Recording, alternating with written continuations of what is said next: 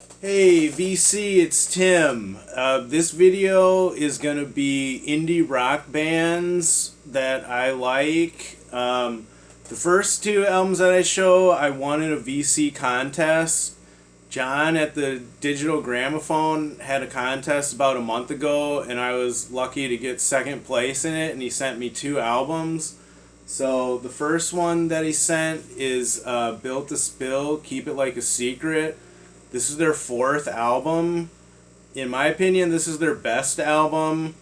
It takes kind of this arena rock influence and mixes it with like an indie rock influence, kind of like bands like Pavement. There's a lot of melody, and then there's like three guitar players. So yeah, it's a really good album. Their first couple albums are pretty good. Their first album is pretty interesting because it's like almost all kind of like arena rock, but this one I think is one that really sticks out in their catalog, and I'd check it out if you hadn't heard it.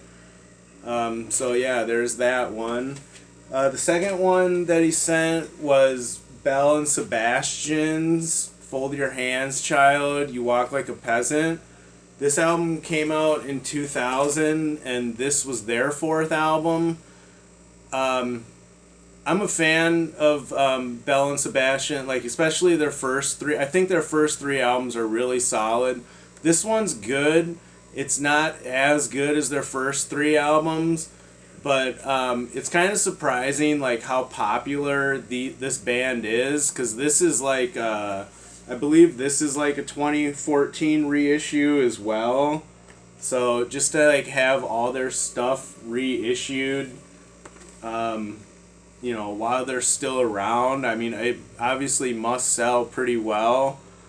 Yeah, but this isn't like everyone's favorite band, and I know that, and yeah, that's fine with me. I wouldn't suggest this to everyone, but yeah, I think it's a solid album. It has their kind of style, but like a lot of music blogs say that this is the beginning of the end for them, and I guess I'd kind of agree with that.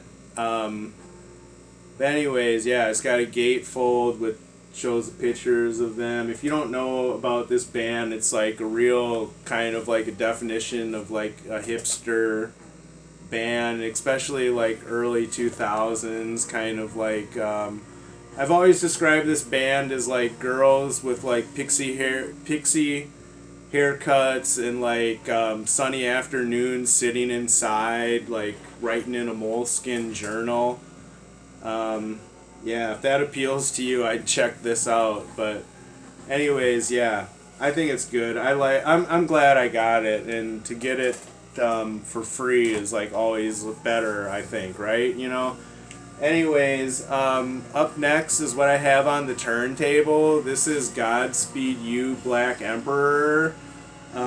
This is their album. It's called Lift Your Skinny Fists Like Antennas to Heaven. So I'm not like super familiar with this band, but it's kind of like a nostalgic thing. When I really did listen to a lot of indie rock was from the years like 2005 to 2009, when I was like really consumed by the movement. I'm into it now. I'm not so much into like what's happening in the contemporary scene, because to me it all kind of sounds a lot like this music from this period. And people that listen to this would say, or I'm sure people that were from like the first movement of indie rock, which was like, college radio from about like the early 90s to about the late 2000s, would probably say a lot of this music sounds like bands that came before it. But anyways, this is like a post rock, and there's like not a lot. There's one song on here, but I believe one song with lyrics, but I believe it's like a field recording. This is a nice album because it combines like a lot of instrumentation with field recordings, and they're Their playing is pretty interesting. On some tracks, they use, I think it's a cello, either a cello or like a violin. But I don't know. It's pretty cool that like a lot of the band plays the riffs, and then there's like a guitar player that plays like the same note for like a number of measures, and then just moves up and down the neck of the guitar playing the same note, which I think is pretty cool when a guitar player is able to play like good melody with one note. Neil Young does a lot of like one note guitar solos, so but yeah, so this is the back, and then this is the middle, which has this cool diagram like describing all the songs. And I don't know exactly what this means, but I think what it was is the musicians brought this diagram into the studio when they made this album, and they kind of like had these little riffs and then kind of like improvised in between, but I don't know for sure.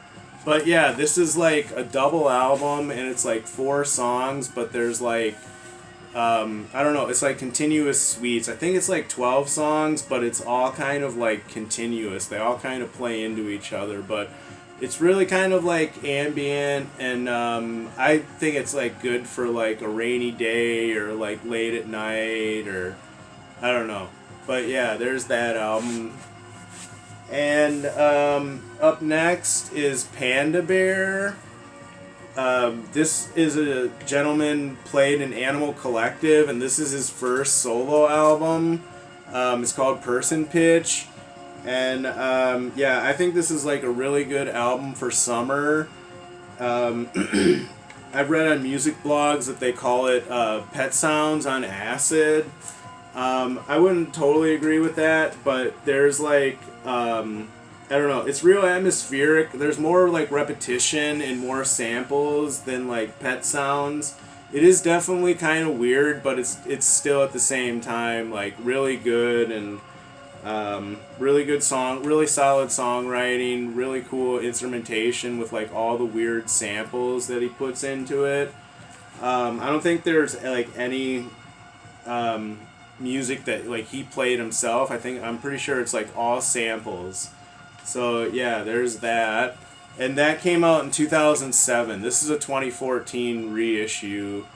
Yeah, but I checked this out because it's definitely like really cool. And then next I have Sunset Rubdown, Random Spirit Lover. This is their 3rd album. This group, they're from Canada. They only put out 4 albums, and then they broke up in like 2010.